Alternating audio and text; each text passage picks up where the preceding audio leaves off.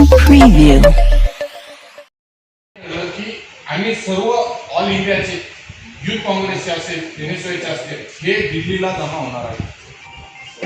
तर एक त्याच्यातलं एक मला तसं एक वाटत होतं की आपण जरी सामील जर झालो की 2-3 दिवस जरी आपण दिल्लीला जर गेलो आणि त्यानंतर काही विद्यार्थी ज्यांना शक्य होईल ते क्रांती चौकला बसतील, ज्यांना शक्य होईल ते दिल्लीला येतील.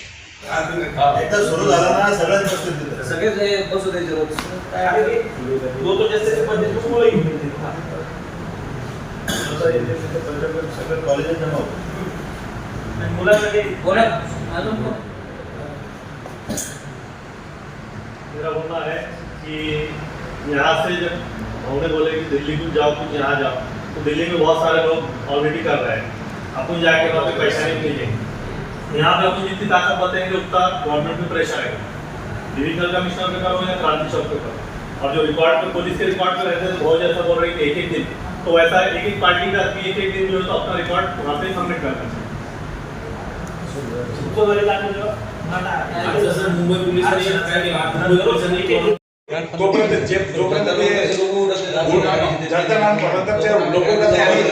धर्मेंद्र प्रधान जोपर्यंत राजीनामा देत नाही तोपर्यंत आपण तिथं स्टेज टाकून आपण म्हणजे प्रत्येक दिवशी वेगवेगळे नेते तिथं भेट देतात. आपण सर्वांना बोलवू, प्रत्येक पक्षाच्या नेत्याला बोलवू, तिथं बोलवणं सर्व विद्यार्थ्यांमध्ये एवढा रोष आहे. कारण की हे पेपर फुटीचे प्रकरण सुरू आहे. परत ऑनलाईन पद्धतीने एमपीसीची परीक्षा घ्यावी हे रोज जो आहे विद्यार्थ्यांचा तो फार रोष आहे. विद्यार्थी तिथं बसायला तयार आहे.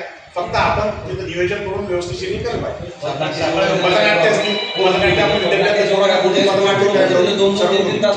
मुलांना जो त्रास झाला की तो कार्यकर्त्यांना तिथल्या सत्ताधारी पक्षांना होऊ द्या ना त्रास. त्यांना घराच्या बाहेर निघू देऊ नका, त्यांच्या मुलांना घराबाहेर निघू देऊ नका, त्यांच्या परिवाराला निघू द्या. त्यांना त्रास द्यायचा नाही, त्यांना शिवागाळ करायची नाही किंवा काही नाही, पण त्यांना तो त्रास जाणवला पाहिजे की आपल्याला 10 वाजेला घराच्या बाहेर जायचं, घरातून सामान आणायचं, त्यांना निघू द्यायचं नाही. ते जर केलं तर काय व्हायचं? फक्त आपल्याला पोरांपर्यंत पोहोचावं लागेल, ट्रेनिंगपर्यंत जावं लागेल, त्यांना सांगावं लागेल आणि पोरं स्वयंस्फूर्तीने त्याला काही आणावं लागेल नाही, काही नाही, स्वयंस्फूर्तीने पोरं येणार आहेत तिथं. आणि औरंगपूर आणि या ठिकाणी 10,000 प्लस पोरं तिथं रीडिंगचे आणि स्पर्धा परीक्षेचे पोरं आहेत. त्याच्यामुळे आपल्याला फक्त त्यांच्याकडे जायचं, त्यांना सांगायचं की या पद्धतीचं त्यांना तर माहिती आहे, पण आपण तिथून या दिवशी आहे आणि तिथून आम्ही अशी सुरुवात करणार. त्यांना सांगितलं तर ते तिथे 5-6 दिवस तरी नाही. जोपर्यंत धर्मेंद्र प्रधानचा राजीनामा होत नाही तोपर्यंत आपण त्या पद्धतीने थोडंसं छोटासा स्टेज टाकू. आंदोलनाची दिशा जसं धरणे आंदोलन करायचं तर सगळ्यात पहिले आपल्याला धरणे आंदोलन करावं अशी माझी इच्छा आहे. बेमुदत जसं जसं आपल्याला रिस्पॉन्स मिळेल तसं तसं आंदोलन. कारण बघा विद्यार्थी मी जसं पाहतो सोशल मीडियावर इतके क्रिएटिव्ह आहे आणि इतक्या नवीन नवीन पद्धतीचे आंदोलन करताय की जे आपल्या डोक्याच्या वरती आहे. जे जंतर मंतरवर पाहतोय, प्रत्येक ठिकाणी पाहतोय, त्यांची वैचारिक पातळी भाऊ आपल्यापेक्षा पुढे आहे, प्रचंड पुढे आहे. आणि आता ते एआयच्या युगामध्ये आलेले लोक आहेत, बरोबर ना. आपल्याला कॅम्प्युटर समजत नव्हतं समजा, आता नवीन. तर मला असं म्हणायचं की ह्या सगळ्या गोष्टी करत असताना पहिले तुम्ही विद्यार्थ्यांची एक प्रत्येक याच्यामधले 10-10, 5-5 विद्यार्थी घेऊन तुम्ही एक तुमची इथली एक बॉडी तयार करा. ती बॉडी तयार करून तुम्ही पहिले परमिशनला टाका, सगळ्यात पहिले धरणे आंदोलनाला टाका.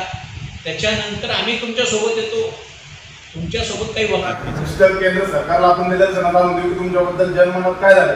ज्या रामाचं नाव घेऊन तुम्ही राज्य चालवत आहे त्या रामाचं नाव घ्यायची तुम्ही रायकीच आहे का? सगळे दिवस रात्र चोरी करते त्यांच्यावर घे राम म्हणते. त्यामुळे हे आपल्याला जनसामान्यमध्ये बिनून सांगावं लागतं की हे जाती धर्मामध्ये वेळ गेले ते आंदोलनाला फक्त नीटचं रूप नका. धर्मेंद्र प्रधान हे आपलं हे झालं की बाबा टार्गेट आहे याचा राजीनामा झाला पाहिजे. पण मला असं वाटतं की ह्या आंदोलनाच्या माध्यमातून आपण साखळी उपोषण सरकार तयार केलं पाहिजे. कॉलेज महाविद्यालयापर्यंत विद्यार्थ्यांमध्ये जनजागृती करायची. बरेच अंधभक्त आहे त्यांना समजून सांगावं लागेल की ह्या भविष्यासाठी हे आंदोलन उभं राहते तुमच्या आमच्या. तर आपण एक स्वाक्षरी मोहीम, त्याच्यानंतर भैया जसं म्हटलं तरी ढोल एक दिवस होत नाही, ढोल बजाव आंदोलन. सत्ताधारी पक्षाचे आमदार खासदार असतील त्यांच्या ऑफिस पुढे जाऊन ढोल बजाव आंदोलन, खाली बजाव आंदोलन, की जेणेकरून जनसामान्याचं लक्ष आपल्याकडे वेध होते. एवढी माझी सूचना आहे. याला साखळी उपोषणाला आपण रूप दिलं पाहिजे.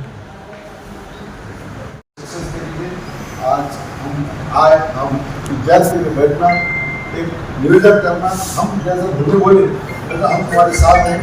और इतवार के दिन सब परमिशन लेके अपने मोर्चा इतना सक्सेस करना कि पूरे मराठवाड़े की अपनी राजधानी हो चुकी। तो अपन सब मिलकर एक अच्छे सर्व पक्ष का इसमें है नहीं कोई इंसानियत।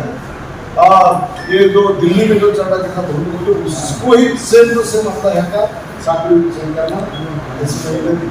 नवीन के बाद इसके बाद में नवीन बोल रहा है वहाँ पे मग तुझं शिक्षण बिक्षण सगळं बंद करतो। तर आपलं दिवसभर धरणं झाल्यानंतर आपल्याला CPला निवेदन द्यावं लागणार आहे की विद्यार्थ्यांवरचे गुन्हे मागे घ्या आणि तुम्ही जे धमकवता विद्यार्थ्यांना हे धमकवणं पहिले बंद करा। ते व्यवस्थित त्यांचा न्याय मागताय, ते व्यवस्थित लढताय, तुम्ही विनाकारण जबरदस्ती करून त्यांच्यावर खोटे गुन्हे दाखल करू नका। हे एक आपल्याला निवेदन द्यावं लागेल विद्यार्थ्यांचं।